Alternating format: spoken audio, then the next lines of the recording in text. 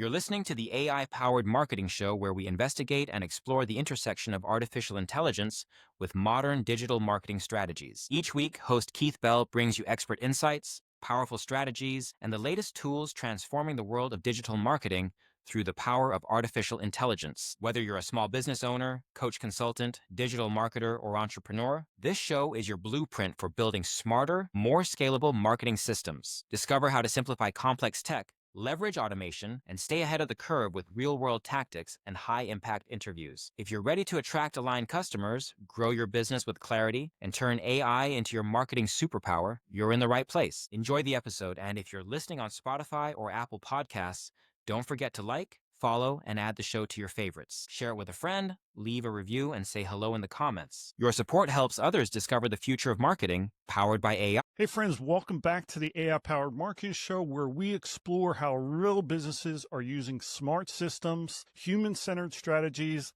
and a little AI magic to grow with purpose. Today I'm joined by someone who's been in the digital marketing trenches since before it was cool, Justin Crawmer, founding partner at WebTek Interactive. Justin's led SEO and paid media for big names like Skullcandy and CHG Healthcare. But what makes him really stand out is his ability to blend technical precision with long game strategy and AI-powered marketing insight.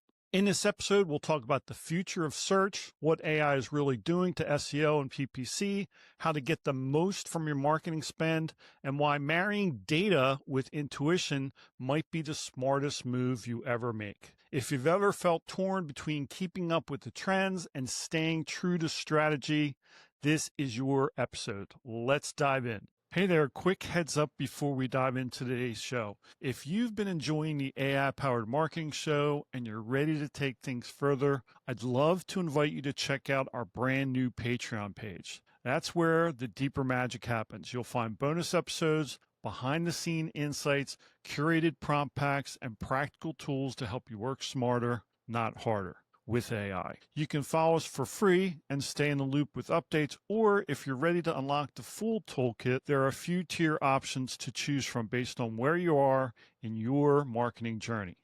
It's not just about content, it's about community, creativity, and building with purpose. Head on over to patreon.com/AI underscore powered underscore marketing underscore show. That's patreon.com/AI underscore powered underscore marketing underscore show.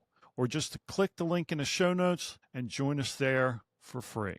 Hey, everybody, join me in welcoming to the AI powered marketing show, Justin Crawmer. How you doing, Justin? I'm good, Keith. Thanks for having me. I'm excited to be here. Yeah, we were having a very interesting conversation before we got on here, and a lot of different topics. So I've been looking forward to doing this. And, first thing I want you to tell me about and tell my audience about is that beautiful gong you have behind you. I want you to tell my audience about that beautiful gong that's behind you. Oh, this gong behind me. Okay, so this gong is from Grotta Sonora, which is an Italian company. It means sound cave, actually. And I could tell you more about that company because I have a personal relationship with them. But this is a C gong. I'm a sound practitioner and breathwork, trauma-informed breathwork facilitator, and a musician, as well as a digital marketing agency owner. The reason why I love this gong so much is it's actually based in C, which is the Om, which is like the root chakra, the primordial sound, the Om. And below it, you can't really see, but I'll just show you. I also have a handheld 19-inch gong, which is in a C sharp. Oh, So wow, that's beautiful. So there's a C and a C sharp. When we put those together, because they're a half step from each other, they're binaural. And so that works with the patterns of the brainwaves to put you into certain brainwave states, like gamma and things like that. Like binaural beats? Binaural beats, exactly. So, and what's really cool about this that I'm really happy about is that I started working with these guys, and I have over here, I'm looking at a set of hand pans and tongue drums that are all in C, G, E. They're all harmonic. And so when I started to work with these guys to create the gong, I reached out to them and said I wanted to be harmonic with my set of hand pans and tongue drums. And so we decided that we're going to do a C bass for the various reasons. It's the beginning of the root chakra, and there's a whole set of sound bowls in front of me also that I'm looking at that are crystal sound bowls. that move up the chakra system through various notes. And we work with the harmonics of thirds and fifths and things like that. So I could geek out about this all day long, No. but yeah, I just this is this is really cool because it's going to go into my studio, and we'll be putting that in here in the next couple of weeks. I'll have a studio with a Himalayan salt wall behind me, which we talked about earlier. Keith. Yeah, like I said, we had a very good conversation before this interview, and one of the things you mentioned, you're a drummer, right? Yeah, I'm a drummer. I've been a drummer my whole life, really. It's funny. My mom started me in piano, and I always wanted to be a drummer. And my mom's a little bit sensitive to sound. She's an HSP, highly sensitive person, and so she used to always be so bothered by me like tapping and clicking on everything, you know. But eventually, she went to my first retreat that I did, and I invited her as my guest, and she came and she did all the breath work and all the sound and all the meditations, and now she's my biggest fan, and she comes to all my events. That's awesome. That's awesome. Do you read drum music? I can read drum music. Like I was trained in reading it, but I would never. To me, I have 3 rules. I say, let the drum play you, be a clear channel, and get out of your own way. And to me, it's all feel and heart much more than thinking about. I don't feel Yeah. you should think about music. Well, the point I wanted to make, I played trombone all through high school and jazz band and all that stuff. We didn't even get to talk about that. But one of the things that I always thought was really screwed up was drum music. You would look at it and Yeah. it was like Greek.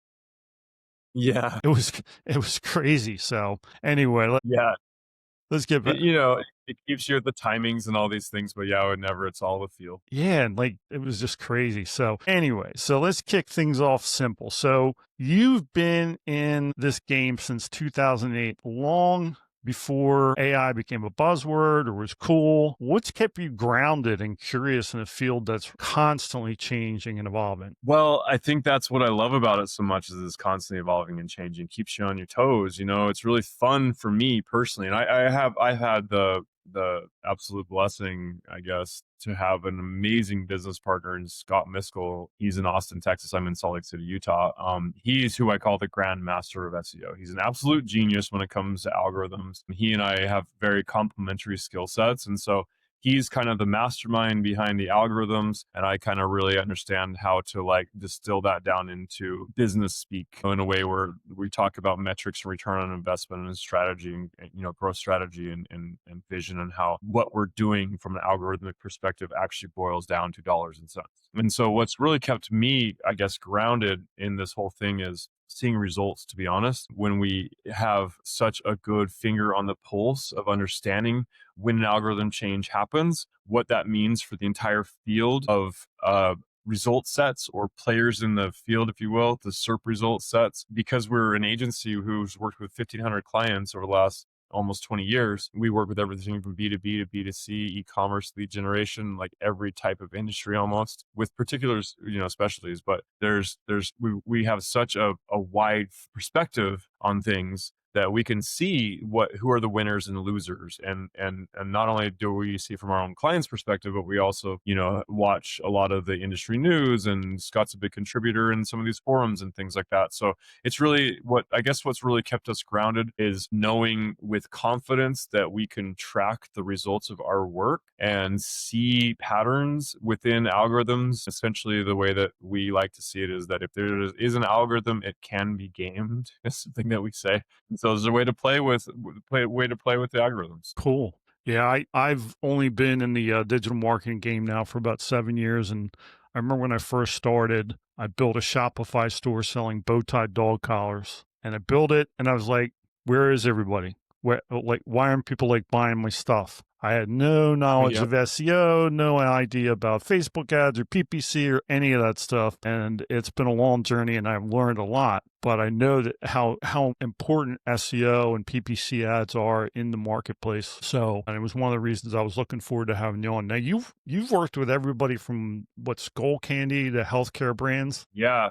I mean, we worked with everything from high enterprise level clients. I mean, I could name drop them, but some big global brands. Should I name drop? I mean, there's a bunch of clients. Absolutely, man. Feel free. Thing from big global brands in the headphone space, like you mentioned, Skullcandy, to like Vivint is one of our big clients, which is a home automation and alarm company, to even down to small local businesses, though, where we're working with local companies that are just trying to get near me type searches, but also working with VCs who own like a conglomerate of local businesses. So there's all kinds of strategies, everything from e-com, and also I should say e-commerce businesses. We work with a lot of established e-commerce businesses. We've also worked with a lot of startups. So we've seen everything grow from nothing to identifying and finding the market, and being able to essentially attract people, finding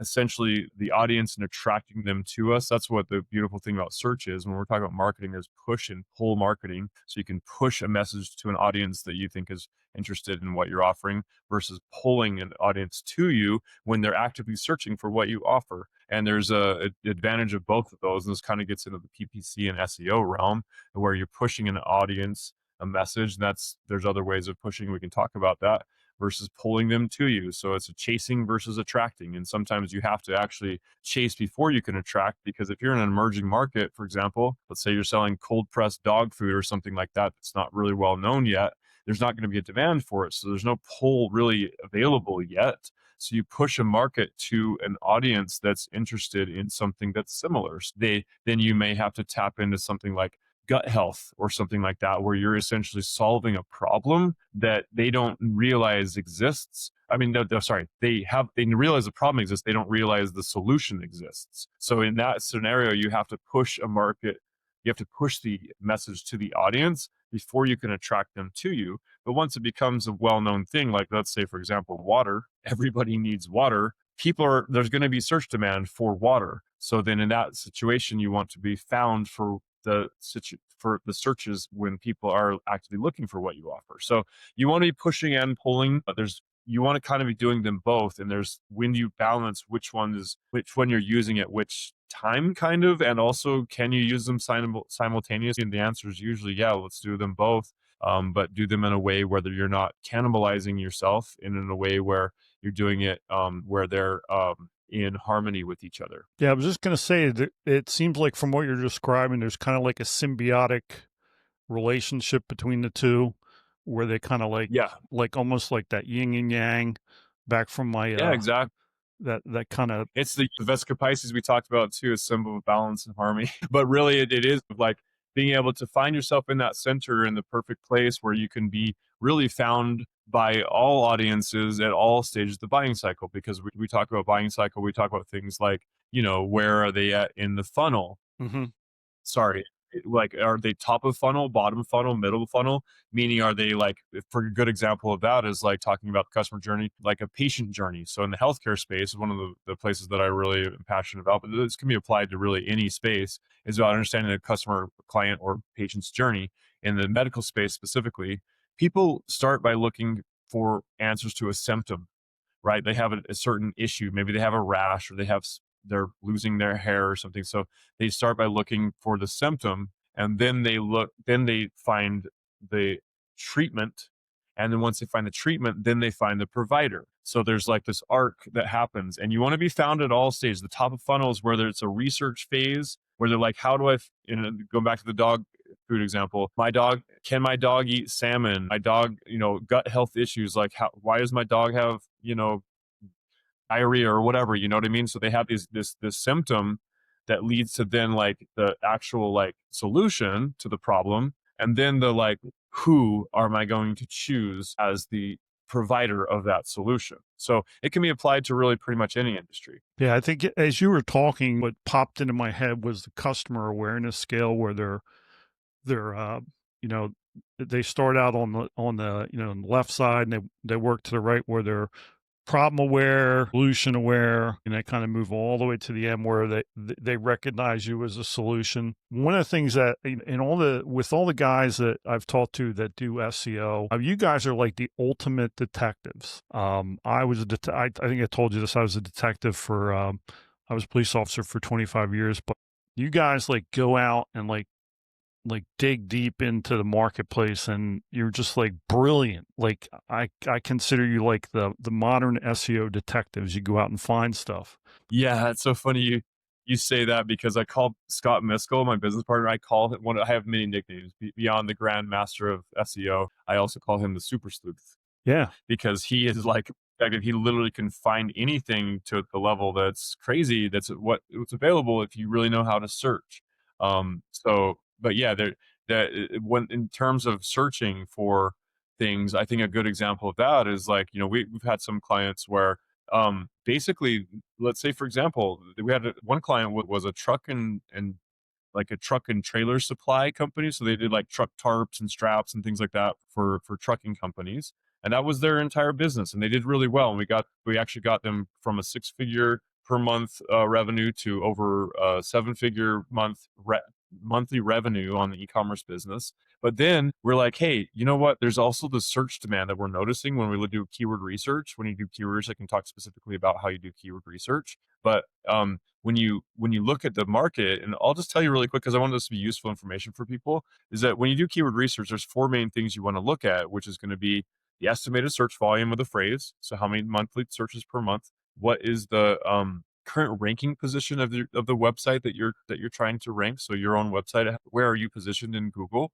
This is the second thing. The third thing is the competitiveness of the phrase. So like how many, what do they call, index pages are there in Google, or a number of competing pages in the index of Google are there? So how popular is the content for this type of topic? And the fourth thing is not actually a metric. It's what we call consumer intent. So like, what did they mean by that search phrase? And that goes back to top of funnel, bottom funnel. Like, what did they mean? Like top of funnel search phrase would be a high volume search phrase. The consumer intent may be very vague. You may not know what they mean. Like if you just typed in the word water, you're going to have a really high volume on a phrase water, but you don't know if they really are trying to consume water, buy water, bath water. Who Right. knows what they're talking about with just the word water. Water doesn't mean much, but it's a very general search phrase. So it's top of funnel. Very bottom funnel is going to be like water delivery service near me, Salt Lake City, Utah. It's like very bottom, very precise of what they're looking for. So high consumer intent, lower volume, but that's very dialed on the audience you're trying to attract. So you don't know where you want to be, but you actually really want to be caught. You want to be found for all of them, but you don't want to spend all your resources trying to rank for the word water, because you're going to be trying to outrank Wikipedia. Yeah. You know what I'm saying? Like there's no point in trying to put the resources on the word water. So you want to really identify your audience first. So I think, Keith, what would be really useful would be to tell you like how we approach a marketing campaign anytime we talk to a client, because really it's about strategy before you spend any effort on things like that. Like before you start to do SEO, you really want to know where you're going. It's kind of like you want to have like a plot out your course before you start to go on your voyage, because if you're going to put all these resources into a ship without a course, you're just going to be tossing around the ocean and you're going to waste resources going nowhere. So to give you kind of run top line, what I always say is we start by understanding what are your goals. The goals of your website are going to be usually going to be lead generation or e-commerce sales, or combination of both. Somehow you're going to be essentially attracting new business, right? Whether that's transactional or whether that's a lead generation that you later then turn into a transaction. Basically, you got to establish what is your goal first. So specifically, e-commerce is going to be transactional stuff that's pretty built in, but lead generation can be click to calls, click to emails, form submissions. Sometimes it's things like live chat and booking book an appointment and schedule a demo. Those types of things can be the calls to action we call on your website. So once you have your goal established, you want to write down all these things. The second thing you want to identify is the audience. So I'll just run a top line and then we'll drill down each of these things. So the goals, the audience, then the keywords, then the competition, the content, and then measuring and reporting.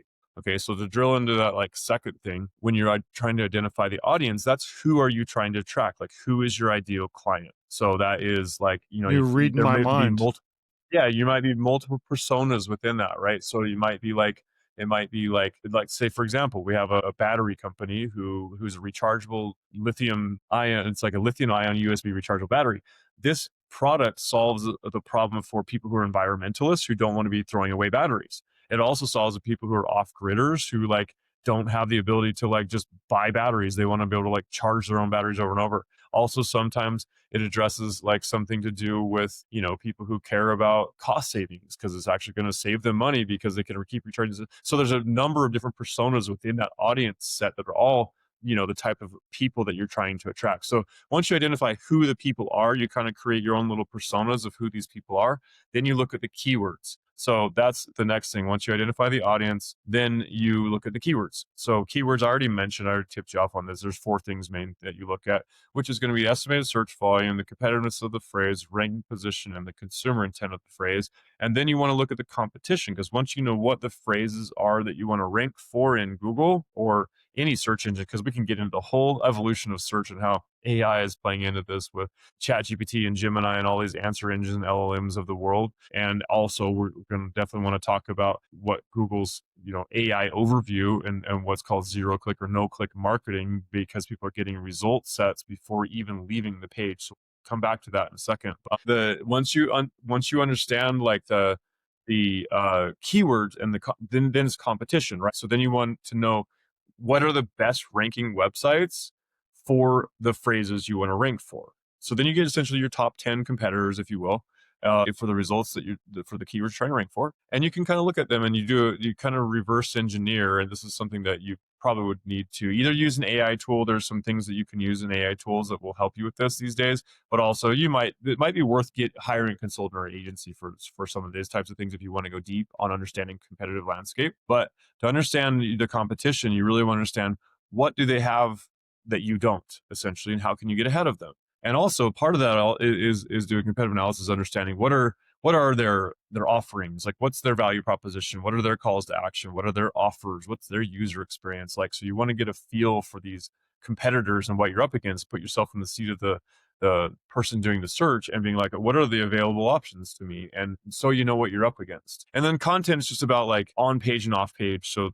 what do you have on your website itself? So the landing page itself where people land and look at your website, either that, or it could also be these days like how AI summarizes your content. That's a whole different topic. But essentially, we're talking about the content that people see on your website. But then there's off-page content. So that means essentially like the content that's out there on the web that's talking about you. And it's always been about thought leadership, and especially in the days of AI, it's really about thought leadership. The way that Google, that we've been working to cater to Google's algorithm is very much in line with the way that the algorithms build their knowledge bases as well. Now with all these other AI engines, and answer engines are very much about question and answer and looking at multiple resources to kind of collect what does the crowd say, essentially, what do the leading experts say, the thought leaders, what do they say about it, distill down into a summary of that.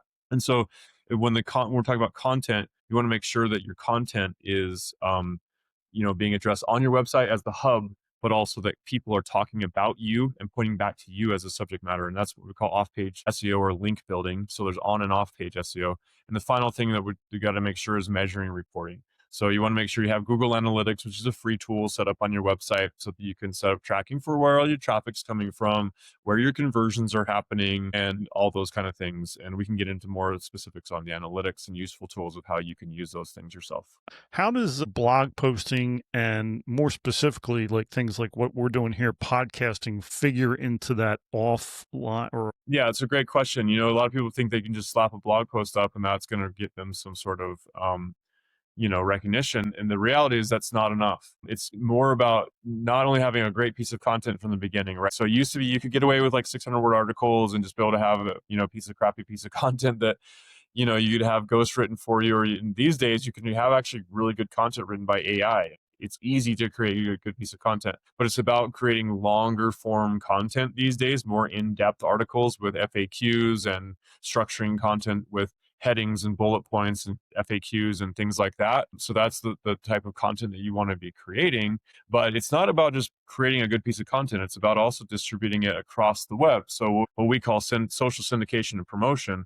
When you put a piece of blog content on your blog, you also want to use syndication tools, and you can different things like different tools that we can talk about that you can use to put your post to your blog, also syndicate out to your LinkedIn channel and your Facebook and your X and all these other first and second tier social media sites. There's also a whole second tier of sites that people don't really know about. Places like Mix.com and Gab and these other ones too. They're essentially websites that have authority that allow you to establish a branded profile where when you publish your content to a blog, it goes out to these places. Then you want to, I mean, we do a lot of other things too that are proprietary to help boost those Absolutely. content to get even more additional, like, essentially calls on it. But the bottom line is if you've got content that's distributed not just to your blog, but also syndicated out to many other places across the web, then you're going to be able to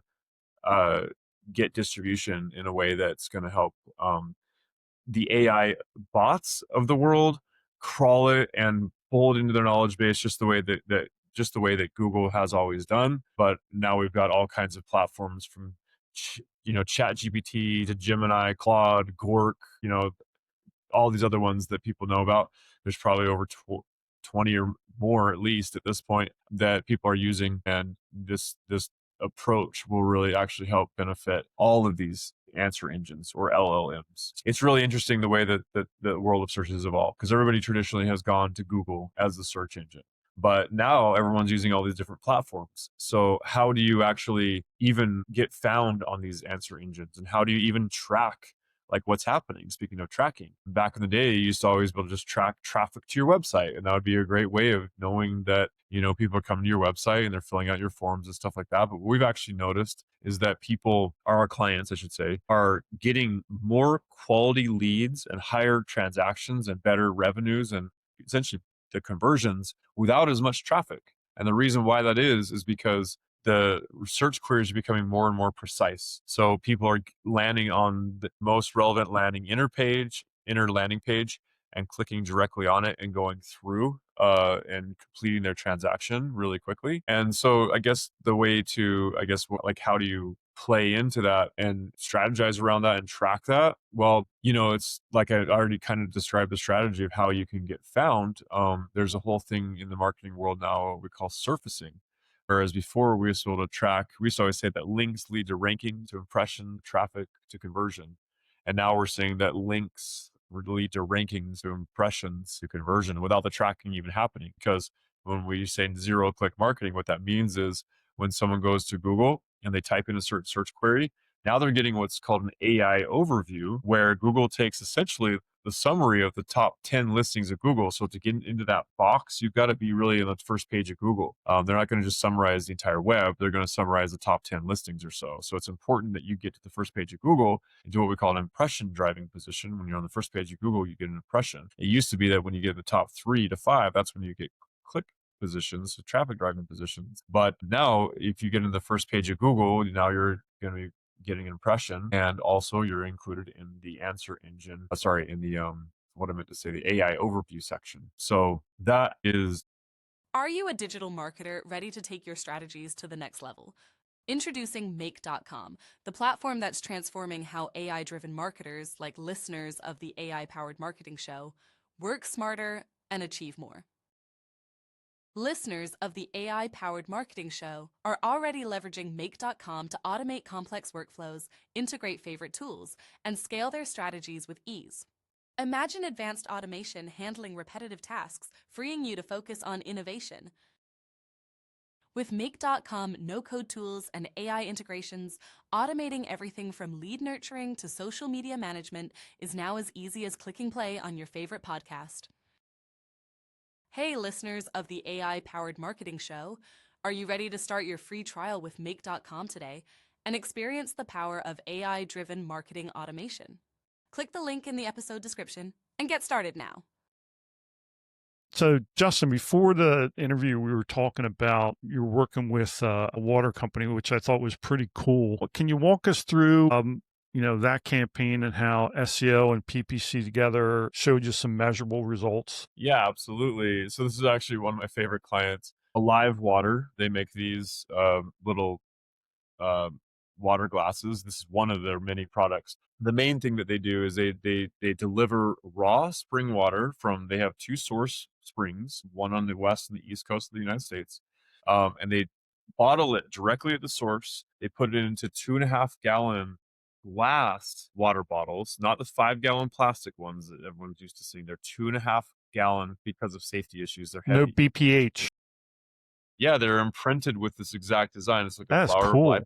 It looks amazing. They're the most beautiful glass bottles, and they bottle the raw spring water. They put it into a refrigerated truck, and it delivers it directly from the source pond, refrigerated the entire time to the house or the business. And so what's cool about this campaign is this is a business that's been around, or this client, I should say, they've been around for 10 years, and they've grown themselves quite well and established themselves as a really reputable product, but now they want to expand. And so what's been really fun about this one is that we are now creating a virtual presence in all these other markets. So currently they're in 6 markets like LA and San Francisco, Austin, and New York, and a few others. They want to be in pretty much all the markets, like just like Culligan Water Delivery or all these others, Mount Olympus, things like that. So what we're going to do is essentially build out a virtual presence and be able to, when people are searching for water delivery service near me, that type of thing, they'll be able to pop up in the search results and be able to get found. So how do we do that though? So we build out some location landing pages and start to create a virtual presence. But I think your question was more about like, how do you build out campaigns and like, how do you measure them and things like Yeah, that? like So yeah, so with this one particularly, it's really about, it's always going to be about understanding what is your acceptable cost per acquisition. So you want to know like what are you willing to pay for that customer? And I actually really encourage you to think about it on a lifetime value of the client, not just the one-time transaction. Think about it this way. A lot of times you're going to pay to introduce your brand to somebody. Number one, they're going to be a repeat customer in a lot of cases. Sometimes even like a subscription base where they're literally like a monthly client if you can, depending on your business model. But also, not only do they become your customer, they tell their friends about your product, and they become a brand advocate for you. So are you willing to break even at least? So the minimum I would say when we look at what's called ROAS, return on ad spend, would be a 1 ROAS. But if you can get campaigns running at 2 ROAS or higher, and sometimes we get campaigns as high as 4 ROAS, again, return on ad spend, think of it like ROI, return on investment. So if you can spend $1 to generate $2, it's like printing money, right? So why wouldn't you spend $100,000 or $1 million if you can get $2 million for that same amount? Or why not $4 million if you can optimize your campaigns for 4 ROAS? So it's really that's the beautiful thing about cost, or using a paid strategy, is that you can really track metrics very precisely. The thing about organic is Google, they used to show you all kinds of information, but they don't show you anything compared to what they show you on the paid side of things, because, well, they don't make money off organic. So basically you want to, the nice thing though about PPC is that if you can establish these campaigns, I mean, we can talk about what types of campaigns you want to set up, but essentially no matter what type of campaign you're setting up, I think it's most important to understand, first of all, that you want to pay attention to ROAS. So what that means is understand, what is the value of my customer?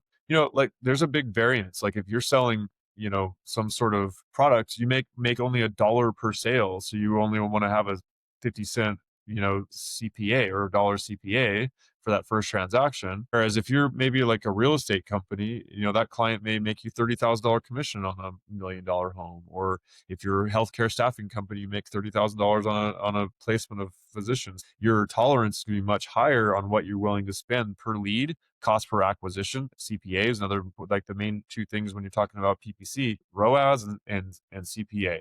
Cost per acquisition and return on ad spend are the 2 main metrics you want to keep your eye on, because that allows you to scale at a healthy, sustainable clip. In fact, you can usually over time, you can optimize and get better ROAS. So the more time you spend optimizing and the more money you put into it, the more you end up getting a return on it. I'm talking mainly strategy. When we want to talk about specifically how to do it, I would actually say, like, literally, if you're trying to learn how to do steps of to do something, go to like ChatGPT, be like, I want to do this, and like type it in and it'll give you step by step, maybe like instruction.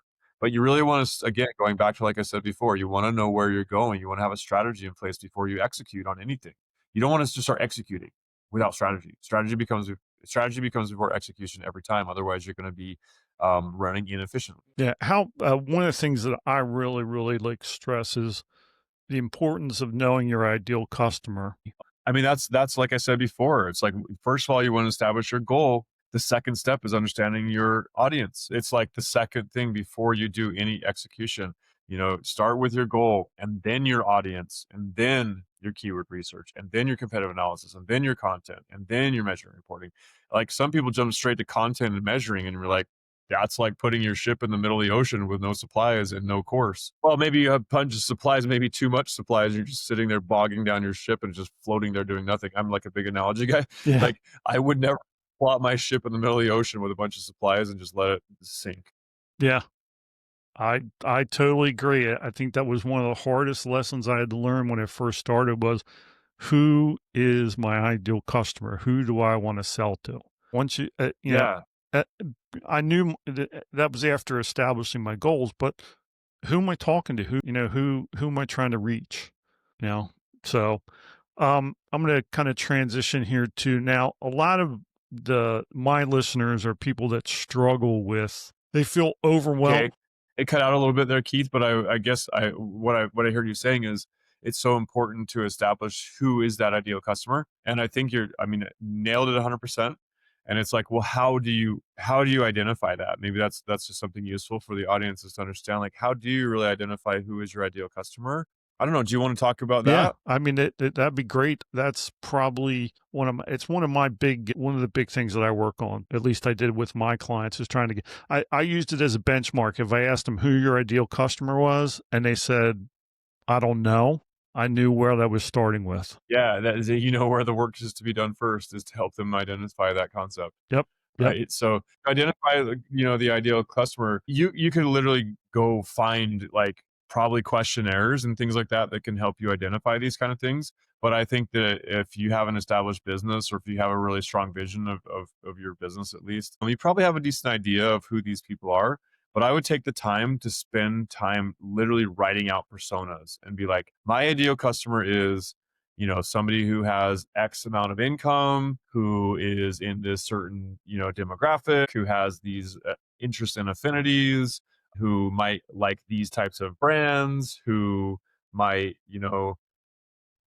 do this on the weekends, who might, you know, this, that, and this. And think about all the nuances of the people that you are trying to attract and identify them as what we call personas and set up various personas. I think a good example, Keith, that we talked about prior to this call was we had a client, Pale Blue Earth, and what they are is a lithium charge.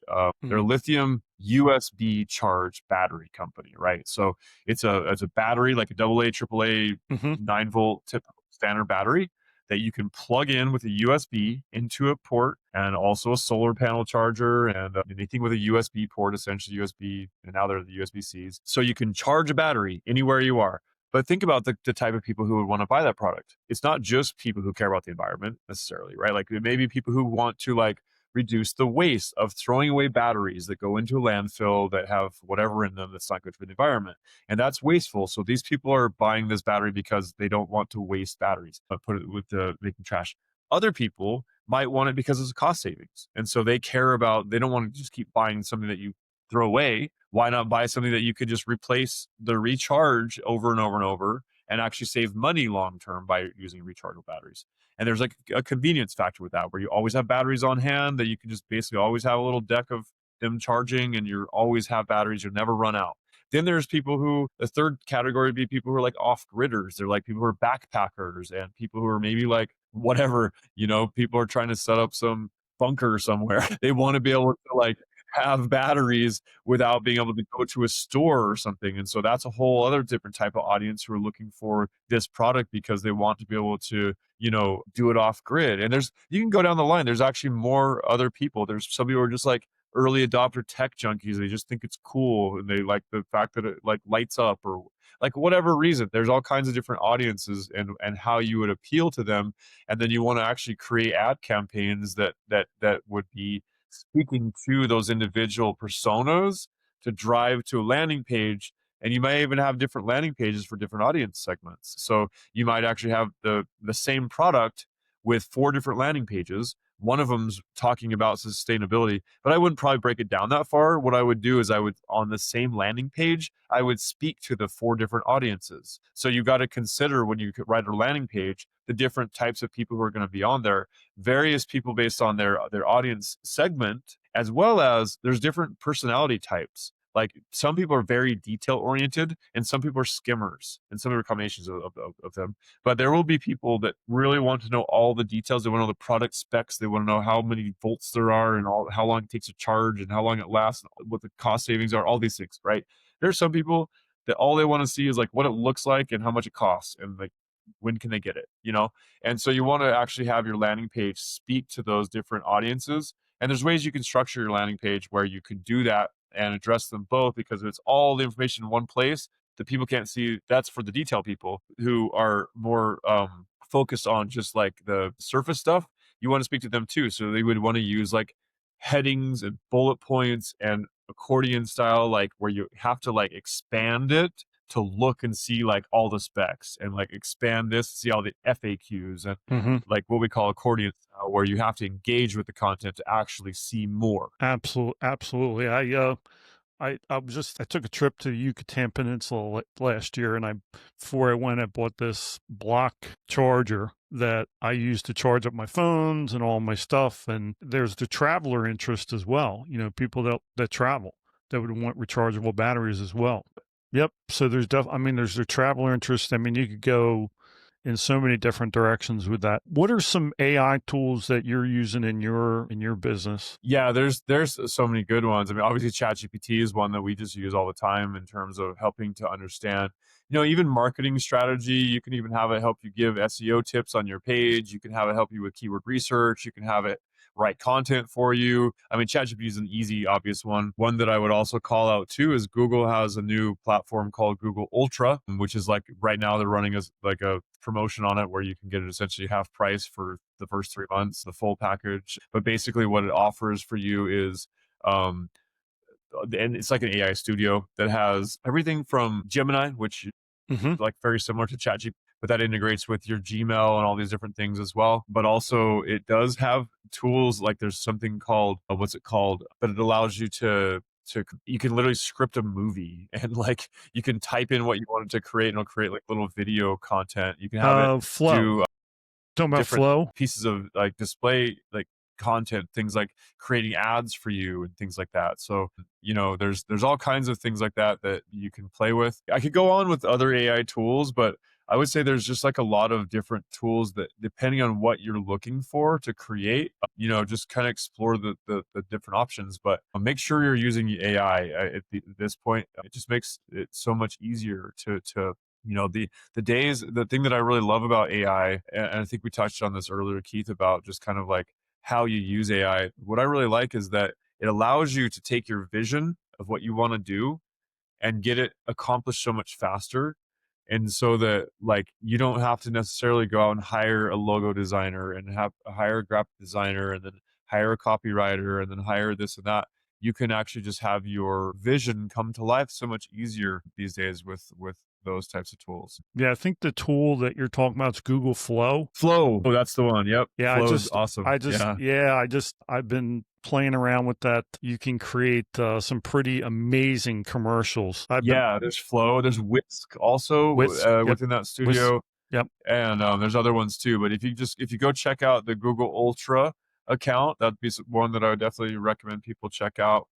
And let's see what else is there. Trying to think of something that would be not so obvious. How about are any of the traditional SEO tools like Ahrefs and are any of them starting to add like AI? Yeah, they all got different forms of AI tool sets within them now. Like some of the things that I think are really cool also is like AI report analysis and things like that. So you can actually feed a report into AI and be like, okay, here's a bunch of data, like help me interpret it. What does this mean? Because like me as a seasoned marketer, I've been doing this for over 20 years. I can look at reports and I can see trends and know what to look for and what to spot and like what questions to ask and what reports to go pull and all these different things that's taken a long time that I just kind of, I guess, almost take for granted.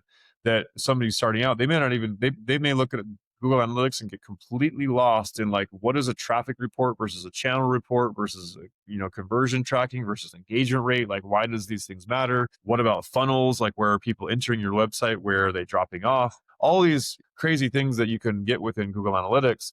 You may not know how to get it. So what you can do is you can actually dump your reports into ChatGPT or into different tools and say, help me interpret this data. What does this mean? Give me an executive summary of what this means, and have your data read for you and interpreted for you. So that's another great thing. Another thing that I think is really important to touch on too is, speaking of metrics, they've shifted a lot because, we used to track things like traffic. I was talking this earlier, and then we kind of cut out and a little lightning storm happened.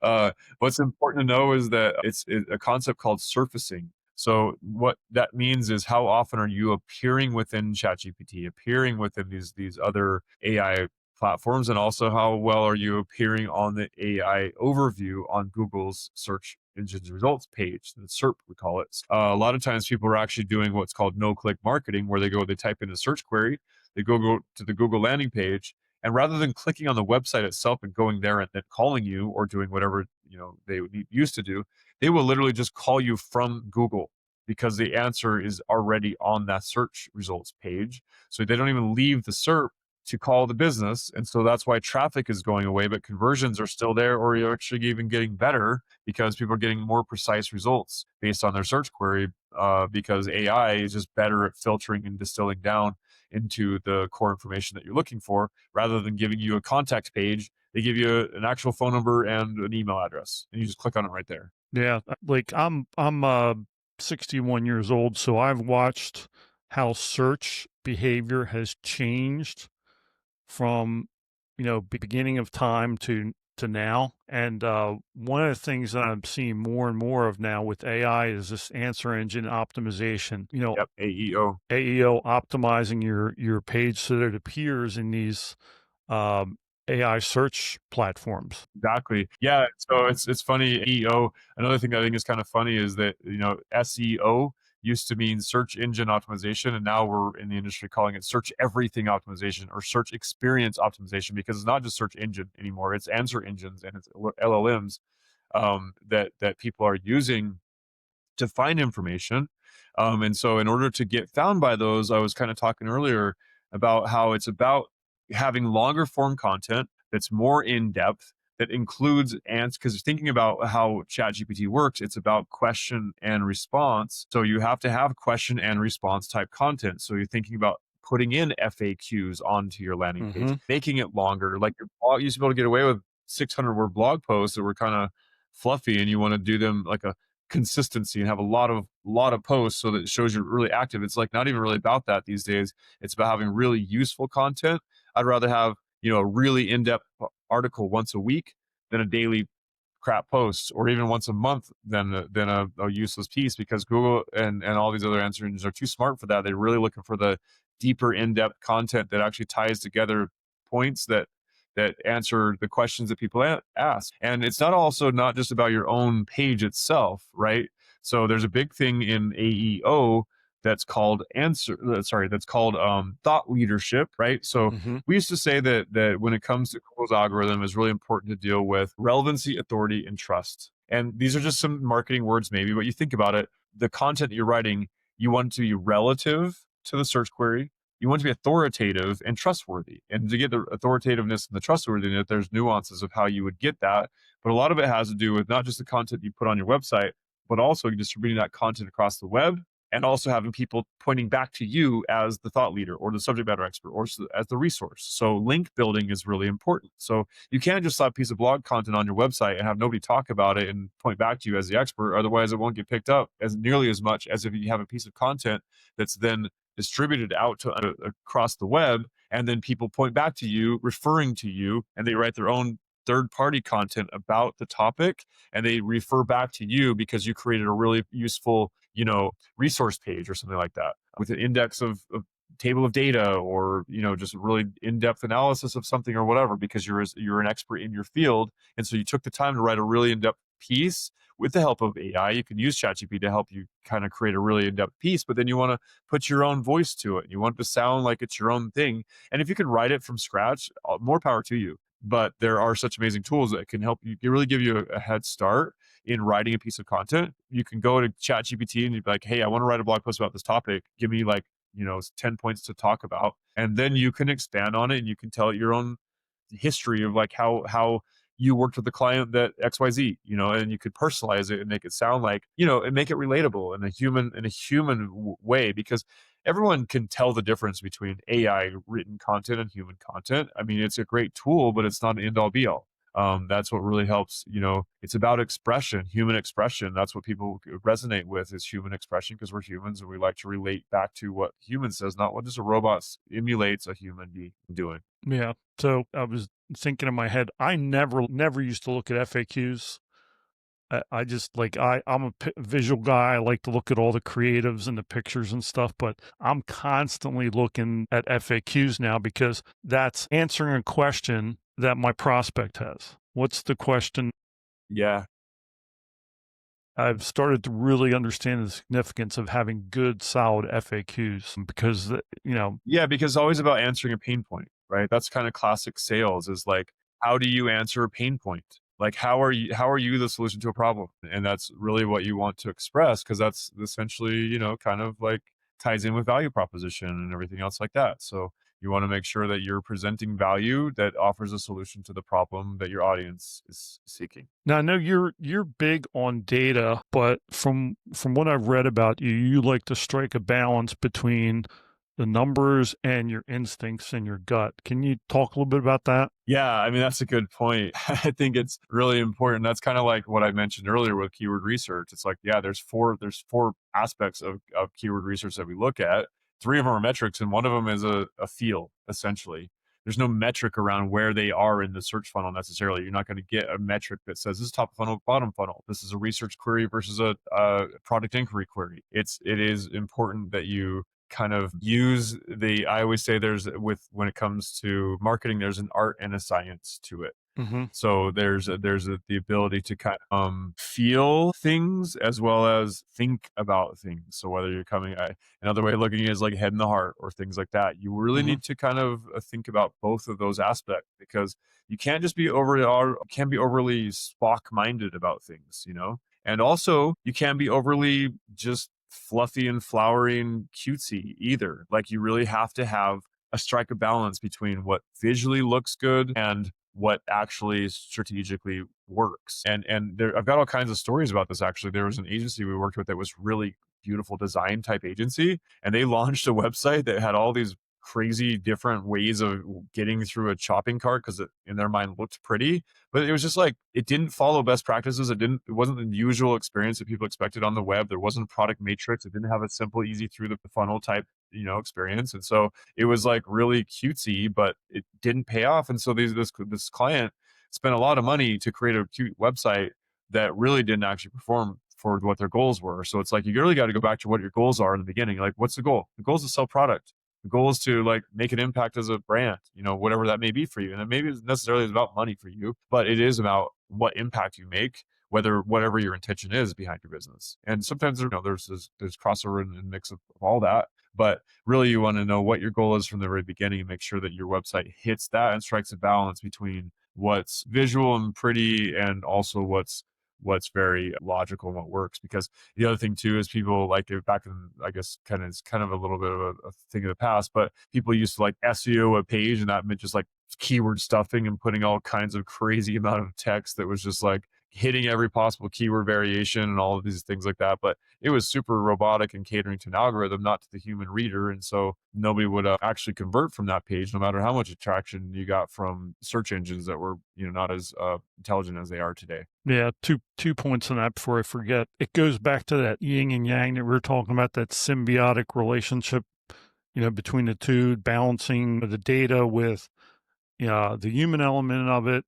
And I already forgot my other point, but yeah, it just my other point was, and I say this all the time. I can't tell you how many times I said this. At the end of the day, humans buy products. People buy stuff, not data. So yeah, that's really important. Yeah, exactly. I mean, really, yeah, you really do gotta cater to the human and to the algorithm, because it's like, you have to, in order to get the audience that you're seeking to the humans to your page, you have to be found by an algorithm that presents you to those humans. So Right. you really have to have them both Yeah. symbiotically working together. Yeah, that yin and yang works together.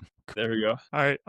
So believe it or not, the AI that's on Riverside's amazing. What it will do is go through and look at all this stuff, and it will physically cut it out for me. Awesome. So That's amazing.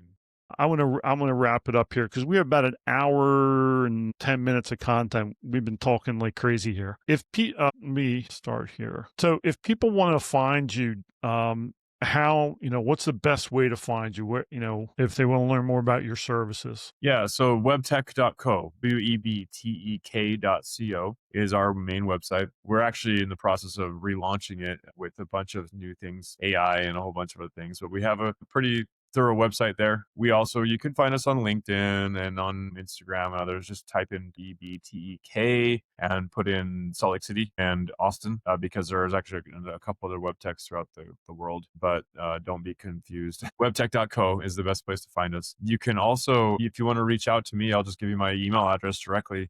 It's Justin at webtek.co, Justin at WBTEK.co. Cameron is the guy who handles a lot of my business development stuff. So you can also reach out to Cameron at webtek.co. In fact, I'd probably reach out to both of us. That way we can make sure that none of your messages get lost. I get kind of a lot of emails. So that's the best way to find us. I'll make sure that I put that in the show notes in the description so people can find you. I just want to give you the last couple minutes to wrap up here with a question that I want to ask you. What do you see the future with AI and SEO and PPC over the next 3 to 5 years? Man, it's the wild, wild west all over again. And it's changing so rapidly and so fast that it's like really hard to predict what's going to be happening next month, much less 5 years from now.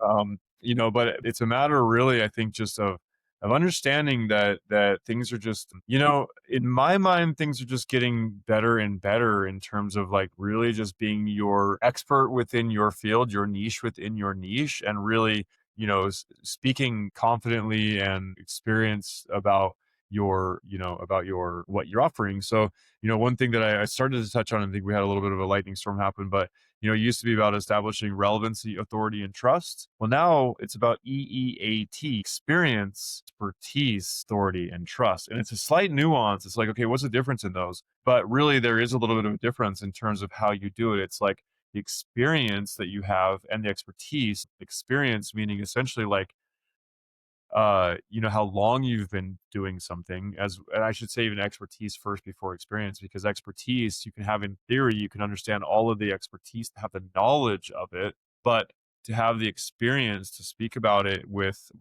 actual real world examples and ways to kind of distill the theory into practice, I think is something that's important for people to understand. But also, I think there's other things too, just in terms of like the way content is presented. I think there's going to be more video. I think there's going to be, and that's always been kind of the evolution, is that people are just drawn to video. You look at things like TikTok and all kinds of other examples of how video content has taken over. I would say stick to